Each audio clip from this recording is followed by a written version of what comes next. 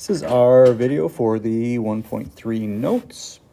And this is, in this section, we're thinking about midpoints, bisectors, how to find those midpoints, calculating segment lengths around midpoints, and using the distance formula. So starting off, we've got a little bit of vocabulary. This is the blank of a segment is the point that divides the segment into blank segments. So first thing we're looking for here is the midpoint. So the midpoint of a segment is the point that divides the segment into two congruent segments. So meaning the midpoint, this point right here, is in the middle of the endpoints, so it's halfway between the two, and it divides it into two segments that are congruent, which we know means the exact same length. So these two, so AM and MB, are congruent. And these little red lines that go through the segment, since each of those segments have that one line through it, that tells us that they're congruent, that this is congruent to this. That's the notation. Moving on,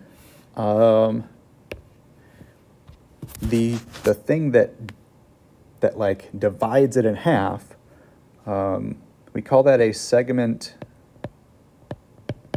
bisector.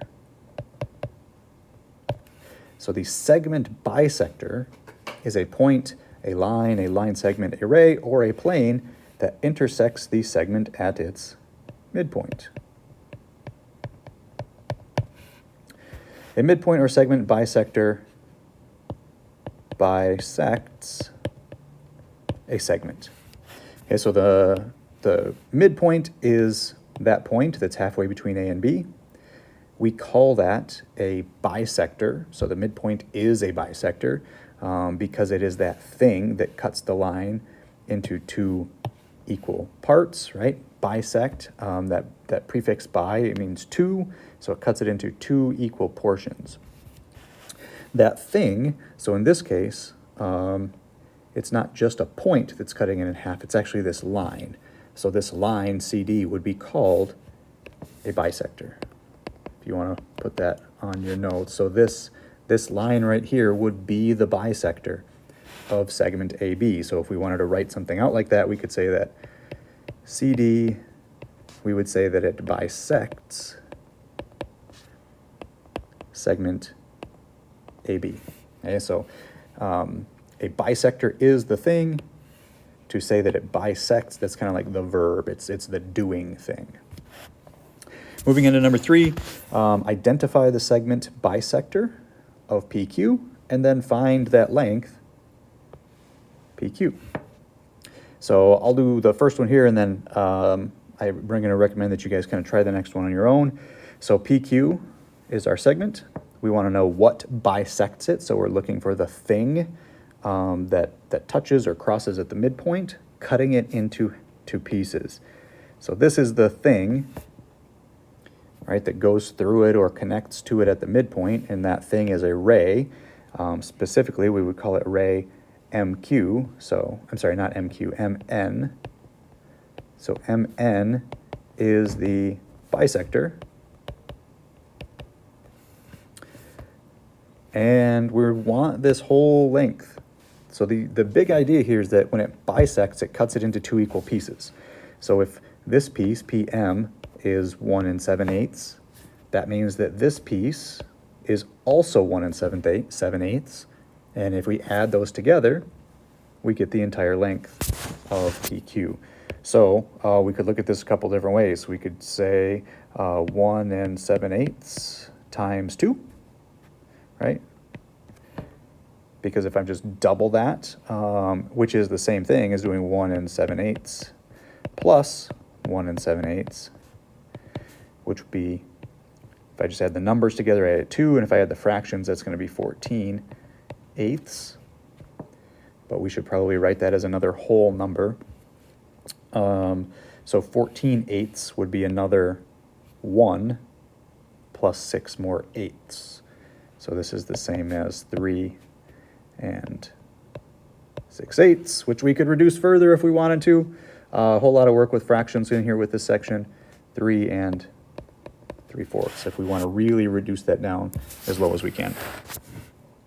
Number 4, so here, this one I would try on your own, if you haven't tried any by yourself yet.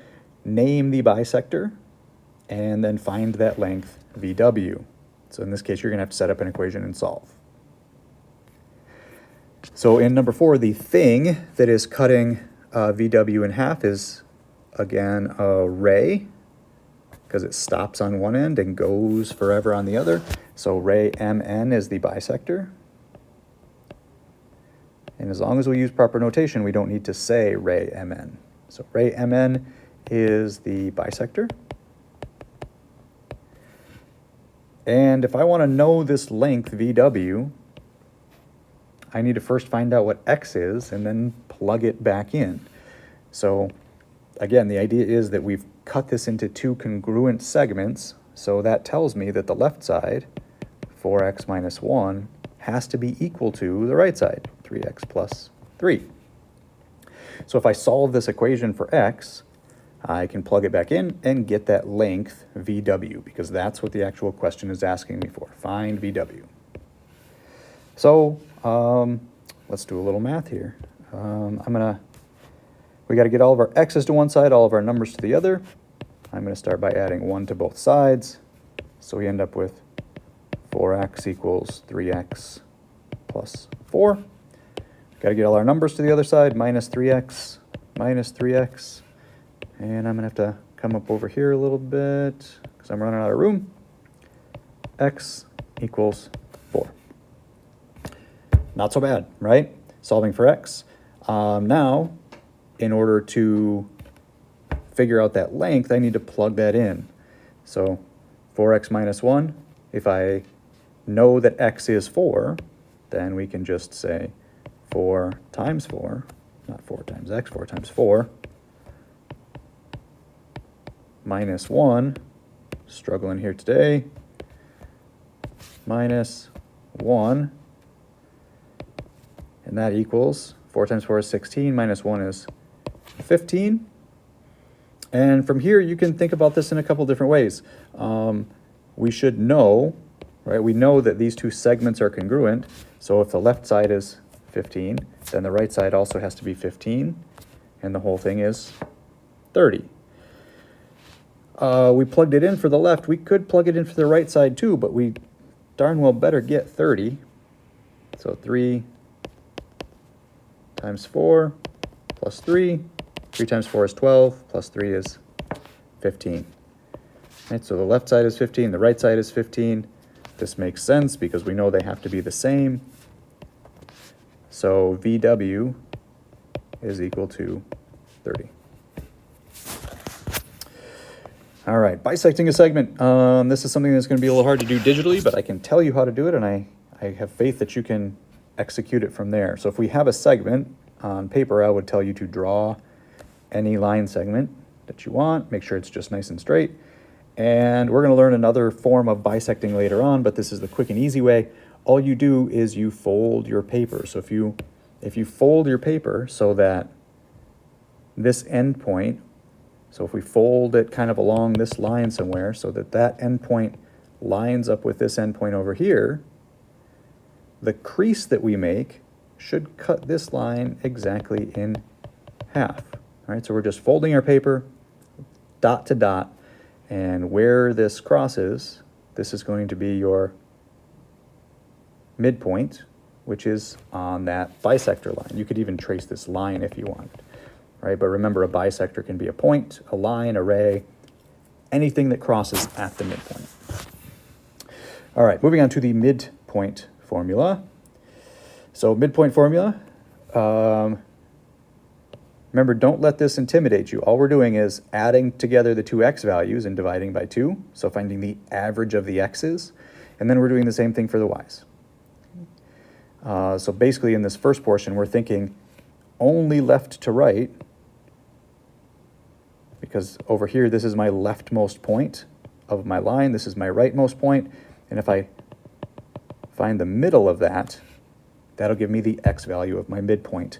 And I can do the same with my y's, right? Find the average of my y values. That's going to give me the middle here. So in this case, my x values, well, here, let me just start by just kind of writing it out. I always write it exactly the way that it is in the equation and then fill in what I know. So the first thing I need is these two x values of my endpoints. So this is 1 and this is the other. So 4 and 1. So this says to add those two things together, 4 plus 1, and then divide by 2. And then I have to do the same for my y values. Since these numbers are added together, the order does not matter here. When we get to distance, it will, but since this is addition, it doesn't matter. So one y value is 2, the other y value is -3. And if I add those together, 2 plus -3 and divide by 2, that'll give me the y component of my midpoint. So notice this is a point, right? It's got parentheses, it's got a comma. This is going to be an x value of a point. This is going to be a y value of our point. Midpoint is a point. 4 plus 1 is 5 over 2. And then 2 plus -3 is -1 over 2. And if we were leaving this as a fraction, you'd be done. But we could also write it as a decimal. 5 divided by 2 is 2.5. And then -1/2 is -0.5. And that is the midpoint. And notice that if you look at these coordinates here, that would be about right. 1, 2.5. And then the y value is -1/2. That's our midpoint. Final piece, the distance formula. So distance formula, we just need to be really careful when we execute this. The distance formula does come directly from this idea of the Pythagorean theorem. Pythagorean theorem. And the Pythagorean theorem states that, let's do that we generally do this lowercase, a squared plus b squared equals c squared. And if you remember, we'll deal a lot more with this later in the year, but you should have seen this in the past. The Pythagorean theorem tells us about right triangles. So, for example, if I basically make this into a triangle, again, we're thinking about the kind of horizontal component of a line, right? How much does it go left and right? And the vertical component of a line, the up and down portion, to make basically a triangle. And the Pythagorean theorem tells us that if I square this side, and then I square that side, and add them together, they have to equal c squared. The distance formula comes directly from this. This b, though, right, this distance here, that comes from this x2 minus x1. If we find the difference of the x values, we get this length. If I find the difference of the y values, I get this length. And then I square them, and I add them together, and then I have to take the square root to get this final length, c. If that's a little too much, though, if this whole theory is a little bit over your head, you can just worry on plugging in the numbers and solving for that distance. So that's what we will do here. So I'm looking for, again, I'm looking for distance, and I'm looking for the distance between these 2 points. So when I talk about my x's and my y's, that's these coordinates. Something you need to make sure that you do when we're doing the distance formula, we need to be careful that we do keep things in order. And what I mean by that is, since we're using subtraction here, order matters. And so we basically need to name our points. Okay, so it doesn't matter, I'm going to call this x1 and y1, because that's just my first set of x and y values, and I call this my x2 and my y2. And now this is where you need to be careful. I could have switched them. I could have called this x1 and y1, this x2 and y2. It doesn't matter if I switch the entire point, but the 1's have to go together, meaning x1, y1, and so do the 2's. If this is my x1, this has to be my y1. Right? So those have to be together, and they have to stay together. Doesn't matter which way we choose, but once we pick, we have to stick with it. So from there, I can just plug in and simplify. Again, I always write the entire thing out and keep that going all the way through this process. So the square root of x2 minus x1, so x2 is 4, minus x1, which is 2, squared, plus y2, negative 1, minus y1, 3, squared. So now we're set up. This is half the battle right here, just getting set up properly. And we'll kind of go piece by piece. So I'm going to start with what's inside my parentheses first, right? We do our order of operations, parentheses, exponents, multiplication and division, addition and subtraction. So I've got 4 minus 2 is 2, squared. Negative 1 minus 3, that's going to take us to negative 4 squared. Let's do the squaring part next. So 2 squared. Squaring means times itself, so 2 times 2 is 4. Negative 4 squared means negative 4 times negative 4. And we do a negative times a negative, we should always get a positive. Okay, so this is going to be 16. Anytime you square a number, you are always going to get a positive number. So be careful, that's another common mistake. People will say that negative 4 squared is negative 16. It is not. It's always positive. So now we add these two things together and we get the square root of 20. And that is our distance. Sometimes you're going to be asked for an exact answer. That is an exact answer because the square root of 20 is not a nice whole number. Remember, square rooting is like it is the opposite of squaring. So when we see that square root symbol, we're basically asking ourselves, what number times itself equals that 20? We could put this in our calculator. If we do, like I said, we're not going to get a whole number. We get about 4.47. So we would really be best off leaving it like this. And if you get one like this and you're doing the practice online, it's probably going to ask you to leave your answer like this as well. Okay, that is the end of like the basics. I am going to add on one more thing. I know this video is getting a little bit long, so if you're good here, you're good. But I do want to show one more thing.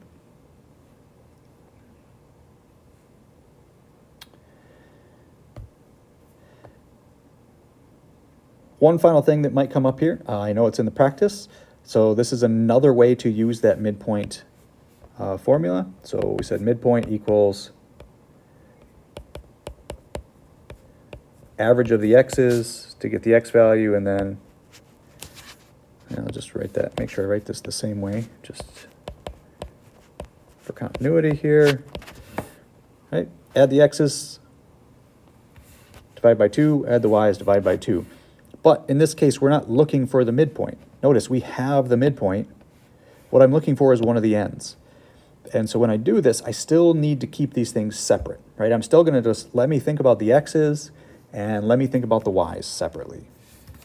And then I can put them back together to form a point. So here's how we would do this. If I'm just thinking about the x's, so let me think about just the x values of my midpoint. I know that when I do this, x1 plus x2 divided by 2, I get the x value of the midpoint. So let me write this. Actually, let me write it like this. So if I add the x's together and divide by 2, what I get, I'm going to write it as this, x sub m. So that's the x value of the midpoint. And so if I think about it like this, I can still do this process of just plugging in what I know. I know the x value of the midpoint. I know one of the ends. I'm looking for that other x value. So let me plug in what I know. I'm going to say x1 is that value of 1. That's one of the endpoints. I don't know the other endpoint. And when I do this, I know that this is going to equal the x value of the midpoint. So now I can just solve this equation. So I need to get that x2 by itself. And since I've got this whole thing divided by 2, In order to undo that, I'm going to multiply by 2 on both sides. On the left, I'm going to get 1 plus that x value equals 4. And then one more step, subtract 1 from both sides, and that x value equals 3. So that's the x component of my midpoint. And I'm going to do the same thing for the y. So I got my two y values. I always want to write that the other way, because that's how we do it in distance. And I want y's, not x's. Here we go. y1 plus y2 over 2 equals the y component of my midpoint. So let's start plugging in again. My y component of my endpoint I know is 4. I don't know that other end. Divided by 2 equals 1. That's the y component of my midpoint. Same exact process. Hey, I'm going to multiply both sides by 2. And I've got 4 plus that other y value equals 2. Minus 4 from both sides. And I find that that y value is negative 2.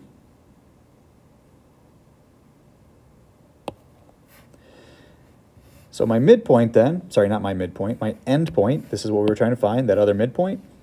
So that point K is 3, comma, negative 2. And if we look, 1, 2, 3, hey, that makes sense.